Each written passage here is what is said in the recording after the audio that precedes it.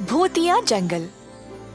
अगर कोई सुंदर सा गांव था जिसकी लोग बहुत चर्चा करते थे, वो केवल बलापुर का गांव था। पर इस गांव तक पहुंचने के लिए सिर्फ दो रास्ते थे, एक नदी से और एक जंगल के बीच से। बलापुर के गांव में बाहर से ज्यादा व्यापार नहीं होता था, तो रजोल नामक एक आदमी गांव में बहुत सारी चीजें लाता था बेचने के लिए दुगने दाम पर। गांव के लोगों के पास और कोई रास्ता नहीं था, क्योंकि वहाँ और कोई व्यापार नहीं करता था। कोई ये नहीं सोचता था कि यह कहाँ से चीजें लाता था, और सब अनदेखा करके उसी से खरीद लेते थे। कई दिन बीत गए और रजोल का भतीजा पर्वत उसके साथ काम करने बलापुर की ओर जा रहा था। रास्ते में तेज आंधी और तूफान की वजह से उसकी सवारी कई घंटों तक फंसी पड़ी थी। बीच रास्ते में एक अनजान आदमी उनकी ओर आया। आप इस समय इस रास्ते से क्यों जा रहे हो? यहाँ भूत और प्रेत आत्माएं होती है। इस रास्ते से जाने की कोई हिम्मत नहीं करता। इसी वक्त पीछे मुड़ जाओ और वापस चले जाओ। अनजान आदमी ऐसा बोलकर पर पर्वत ने उसकी बातों पर ध्यान नहीं दिया। वह घने जंगल के रास्ते से ही चलता रहा। उसको अंधेरी रात में अजीब अजीब आवाजें भी सुनाई दी, पर पर्वत बिना डरे बलापुर की ओर चलता रहा।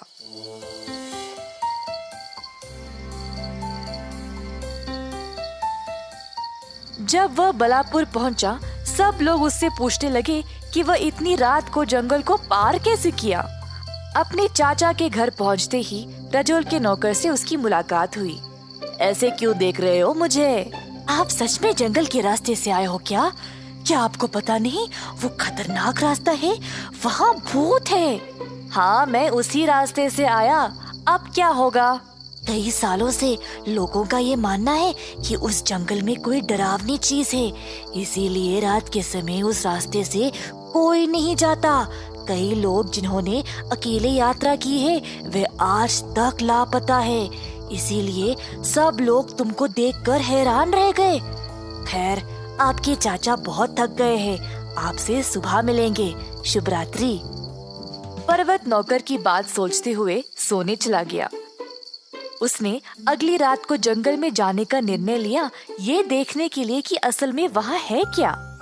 अगली सुबह पर्वत अपने चाचा से मिला। उन्होंने उसका अच्छे से स्वागत किया और पूछा कि वह इतनी रात को जंगल के रास्ते से आया क्यों। रजोल ने बोला कि वह कभी भी ऐसा ना करे। पर्वत अब और उत्सुक हो गया रात को जंगल में जाने के लिए।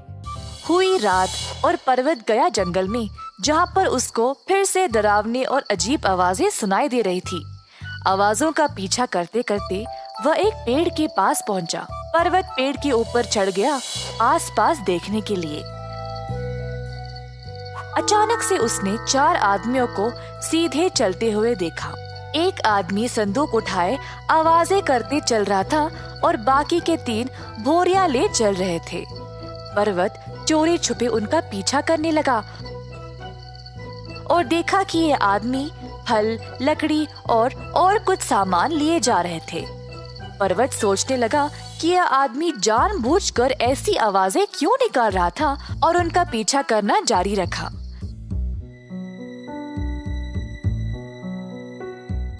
जल्द वह एक खुली जगह पर पहुंच गया, जहां पर एक गोदाम था। आदमियों ने सारा सामान इधर उतार दिया, पर उधर केवल 4 नहीं, बहुत सारे लोग काम कर रहे थे। अचानक से उसने अपने ही चाचा रजोल को देखा। रजोल आदमियों को आदेश दे रहा था और सारे काम को संभाल रहा था। रजोल के निकलने के बाद पर्वत ने धीरे से एक आदमी को अपने पास खींचा और चुप रहने को बोला। उस आदमी से पूछताछ करने पर पर्वत को पता चला कि जो आदमी लापता हुए वे सब यही थे। रजोल ने इन आदमियों को लापता किया और अपने फायदे के लिए उनसे काम करवा रहा था। उनको धमकी देकर जंगल में ही रख रहा था और गांव में उसने सबको बोला है कि इस जंगल में भूत और प्रेत आत्माएं हैं, ताकि इस गांव में और कोई न आए उसका कारोबार खराब करने। उस कारीगर की मदद से पर्वत ने सबको इकट्ठा किया और उनको बलापुर वापस ले गया। फिर सबके सामने उसने साबित किया कि उसका चाचा धोखेबाज है। गांव के लोग रजोल को पकड़ ले आए और उसको कठोर दंड दिया गया। पर्वत ने लोगों को समझाया कि गांव के लिए जरूरत की चीजें जंगल में ही मिल जाएंगे और अब गांव खुशहाल रहेगा। पर्वत ने अब इस कारोबार की जिम्मेदारी ले ली और उसको ईमानदारी से चलाने लगा। अंत में हर किसी ने सुखी से जीवन बिताया। जादू